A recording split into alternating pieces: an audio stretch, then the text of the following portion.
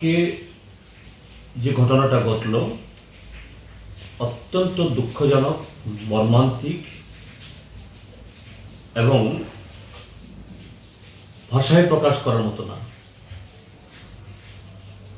একজন উচ্চ পদস্থ একজন আমলা, পুলিশের সর্বাধিনায়ক, মহানির্দেশক, তিনি তার অফিসে যেভাবে এখন বলা হচ্ছে আত্মহত্যা করেছে, অস্বাভাবিক মৃত্যু। ত্রিপুরা রাজ্যের ইতিহাসে এরকম দ্বিতীয় কোনো ঘটনা নেই। হ্যাঁ, মানুষ নানা বয়সে এরকম দুঃখজনক ঘটনা হয়, কিন্তু পুলিশের একজন ডিজি, যিনি এসডিপিওর পদ থেকে, পুলিশের একদম নিচুতলা থেকে সর্বোচ্চ স্তরে উঠেছেন এবং সর্বভারতীয় বিভিন্ন গুরুত্বপূর্ণ পদ সামলেছেন। এই সমস্ত ঘটনা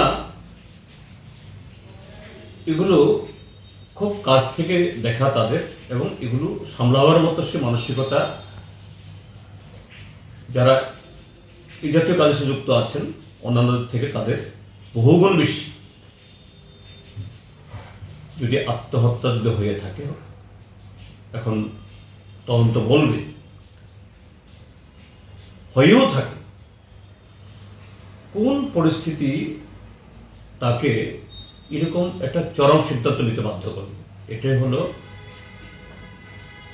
এখন মূল প্রশ্ন। এবং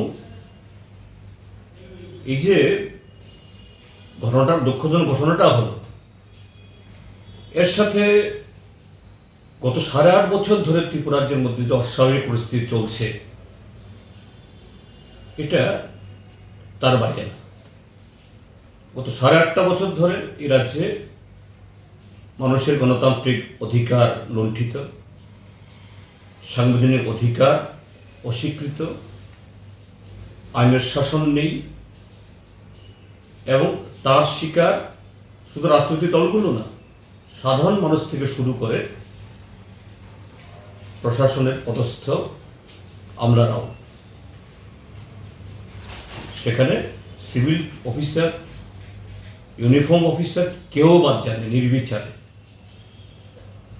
এখন অন্যদের উপরে যখন এরকম আক্রমণ আসে, তারা যেভাবে হোক তার এক্সপ্রেশন, অর্থাৎ তার প্রতিফলন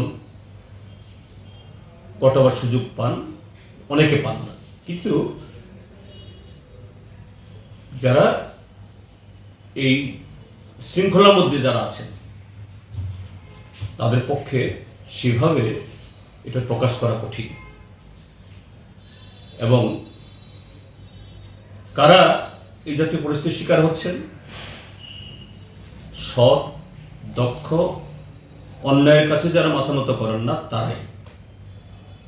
এটা আইএস, আইপিএস থেকে একেবারে চতুর্থ শ্রেণীর কর্মচারী অবধি প্রশাসনের মধ্যে আজকে অনেকেই এই 8.5 বছরের মধ্যে এই ভুক্তভোগের মধ্যে আছেন। এবং এই সাম্প্রতিককালে কতগুলো ঘটনা, ব্যক্তিগতভাবে তার সাথে আমার 2-4টা ঘটনায় কথাবার্তা বলতে হয়েছে, চিঠি দিতে হয়েছে। আমি অনুভব করতে পেরেছি উনি খুবই ব্যথিত, অস্বস্তিকর অবস্থার মধ্যে আছেন। এই ঘটনা